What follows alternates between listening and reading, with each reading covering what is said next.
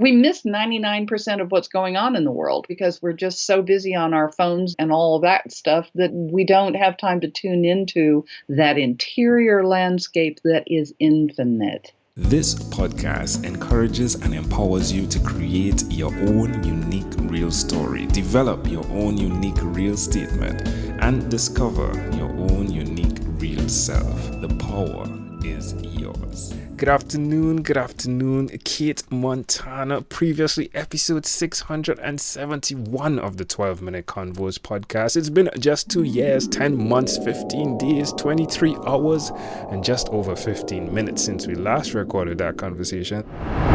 Once we really begin to hook up and appreciate ourselves and then open the doors more and more to different experiences, just like you're doing and just like I'm doing talking to you, it's just like we come back to that wow factor. So yeah, the more we open up, the better it gets.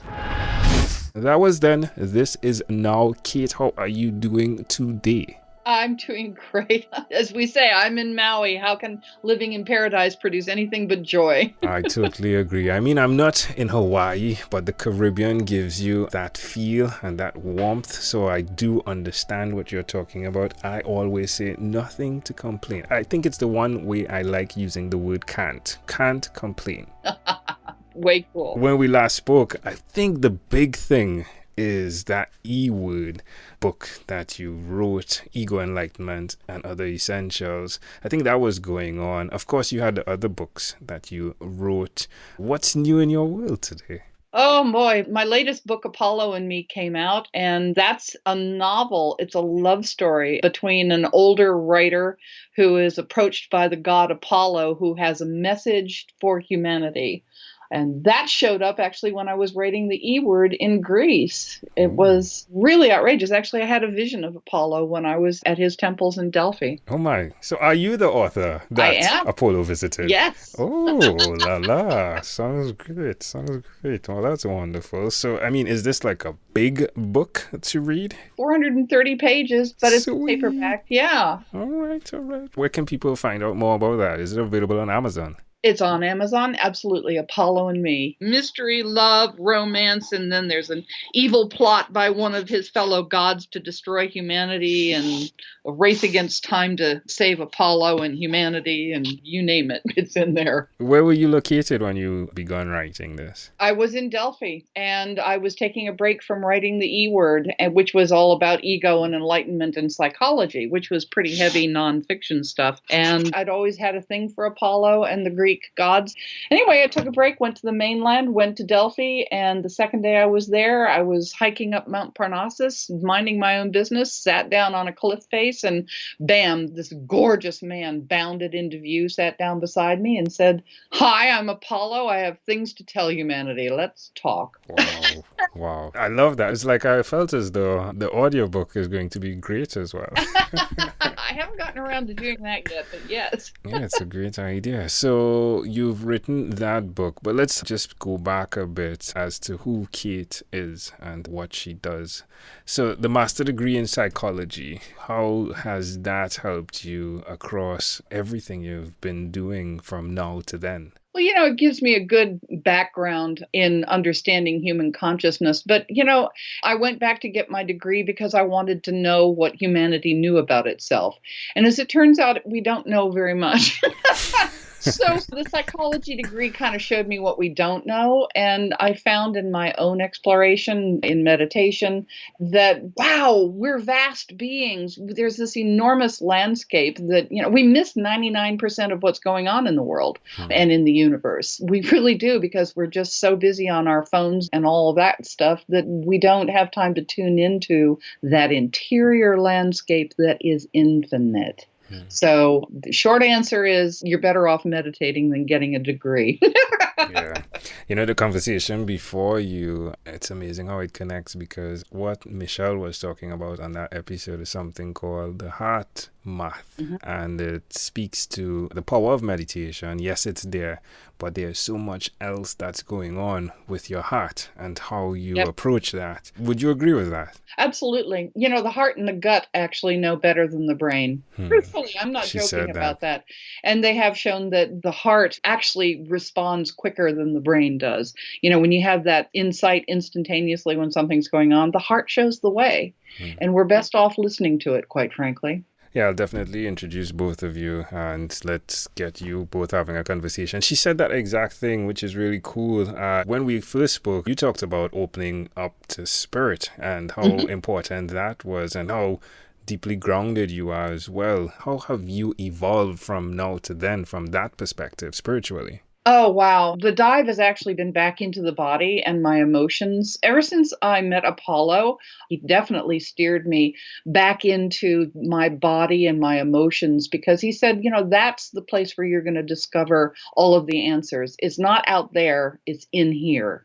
And so much of spirituality has a tendency to, oh, it's all out there. God is out there. We want to get off the earth and get out of this terrible place, avoid all the pain and suffering, and get out there to God.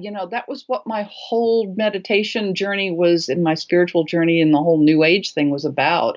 And now I've realized that it's about getting really, really deep into the body and my emotions and fully living in this universe of ours. And only then can we really heal and expand and become what we really are, divine beings. It connects to being present, doesn't it? Totally. But present to what is the question? It's really easy to be present when you've got your eyes closed and you're sitting on your Zazen pillow and everything is peachy keen. But how is it with your eyes open, as you're moving through life on a daily basis? If you don't handle that as well, then you've got some work to do. We're digging into walking meditations then, like walking, living meditation, yeah? Exactly. That's beautiful. Yeah, sexuality, sensuality, the body, the emotions. I mean, we kind of pay lip service to all those things in the whole New Age spirituality movement. We say everything is God. Yes, everything is divine.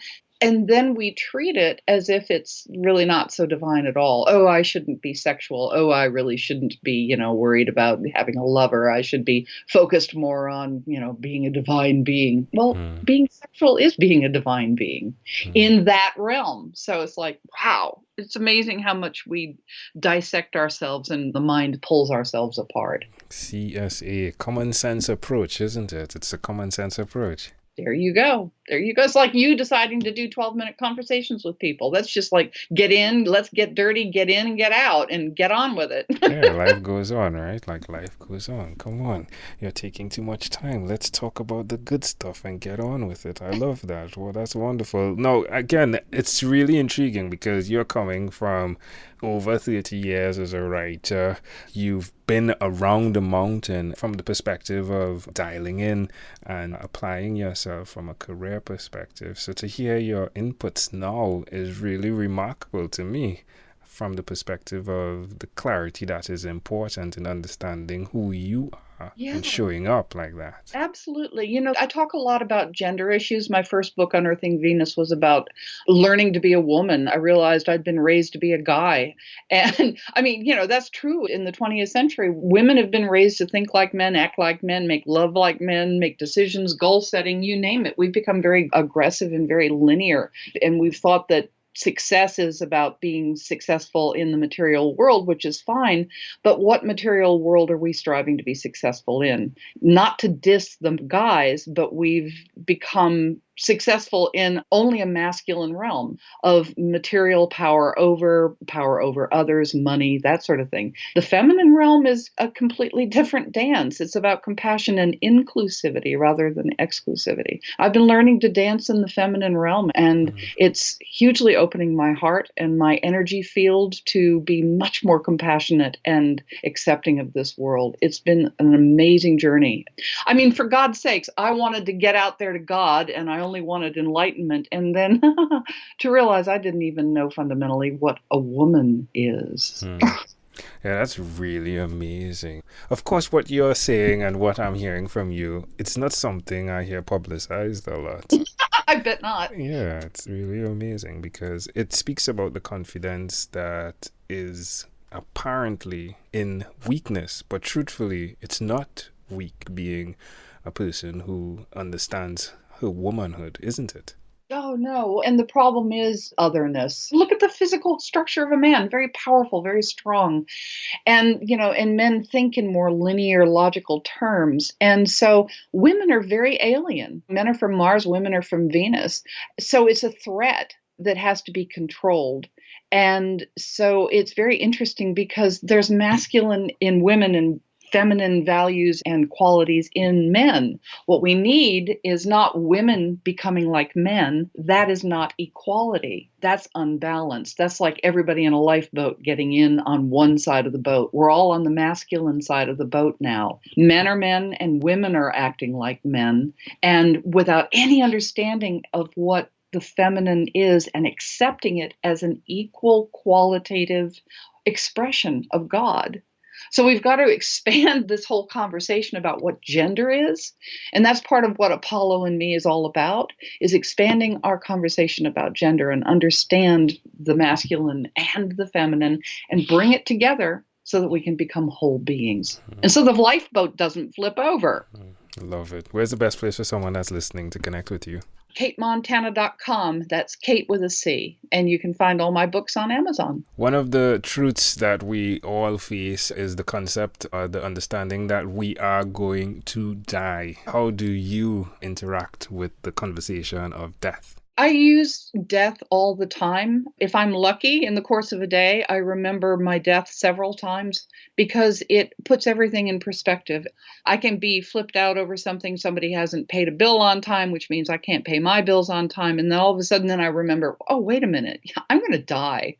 What does this mean in the light of all eternity, in the light of my life right now? And I'm like, oh, put it in perspective, Kate, get on with it, let it go. Love it. So I remember my death. It's a discipline, actually, that I use a lot. Puts things in perspective instantly. Kate, it gives me this feeling of pleasure, right? That I have the opportunity to call in to reconnect with you a couple of years after we first spoke and to hear that you are pursuing who you are, how you have evolved. Again, it is both motivational and inspirational to hear you continuing and being consistent with that, despite the ups and downs that go with it, right? But you are continuing. So thank you for that, my friend. In closing, is there anything else you'd like to share with our amazing audience?